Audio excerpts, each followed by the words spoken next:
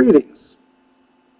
My name is Reverend PeterKnehans, and I'll be continuing our little darash on Matthew 18, on what constitutes being greatest in the kingdom of heaven.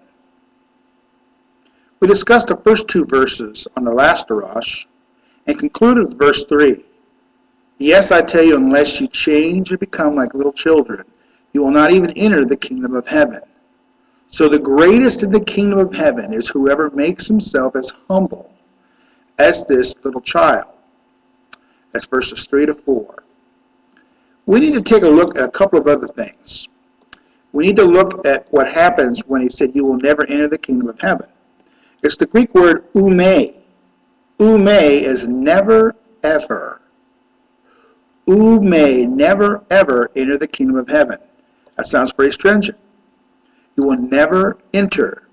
And that is the Greek word aistalete, which the root word is iserkomai, to come or to go, to enter. Now the significance of this word is the second masculine plural, second aorist subjunctive verb, is that this verb it calls for the subject to make a decision. In other words, the outcome is uncertain. It's a subjunctive. So the subject has to make a decision. Literally, you, that's plural, you plural will not enter. You will never ever enter. But you have to make that decision. Jesus is never going to force that decision upon you. We have to make that decision. Now, what constitutes greatness? You know, in our society, we have a skewed understanding of what means greatness. For instance, the greatest in the kingdom of heaven is not defined by personal wisdom or knowledge or power, accomplishments, holiness, fame, honor, letters behind your name, accumulation of wealth. The disciples, no doubt, thought that if they could do something special, that would constitute being the greatest in the kingdom of heaven. So they're looking at something they did or something that they possess. But the kingdom of man is defined by these criteria, but not the kingdom of heaven. The kingdom of heaven, greatness is defined by servitude, by a childlike obedience, by humility, and by discounting personal gain or personal God-given attributes to further their agendas.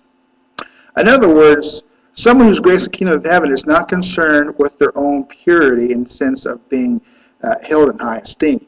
They're not interested in what they can get out of other people. They're not interested in being served. They're interested in serving. Now, the transition from seeking greatness from one kingdom to another is just self-denial or conversion. So that's what we're looking at next, is that conversion process. Now, the attitude is particularly important. The attitude of a child is one who wants to serve, to please, and to help us. They have little interest in expectation of return. Remember, they're children. They don't. If you're like a child, you're not expecting a lot of things in return.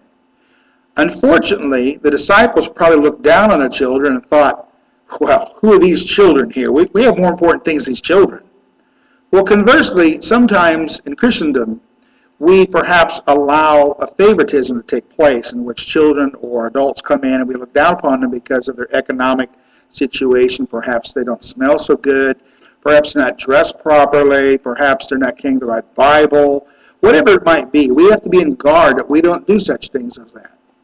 So we want to make sure that we don't despise the weak, that we open up our arms. Now, how's our eyesight? Do we have a reputation to uphold? Do we look down upon people? Do we have self-serving motives? Do we jockey for positions and rank? Do we coddle self-sufficiency and disdain the weak? Do we use our eyes or body language to convey disapproval or rejection or condescension? If I took my glasses and was talking to you and looked over them like this, you would think I'm practicing condescension. And in fact, I might. So we need to be in guard of that. Now, in Matthew 18:5, whoever welcomes such child in my name welcomes me. What does in my name mean? In my name conveys a master-servant relationship. The master conveys a message to the servant, which in turn relays it to another. The servant in himself has no power, no authority, no will of his own. The servant represents the master, as if the master were present, face to face before the recipient. The servant becomes a mouthpiece for the master.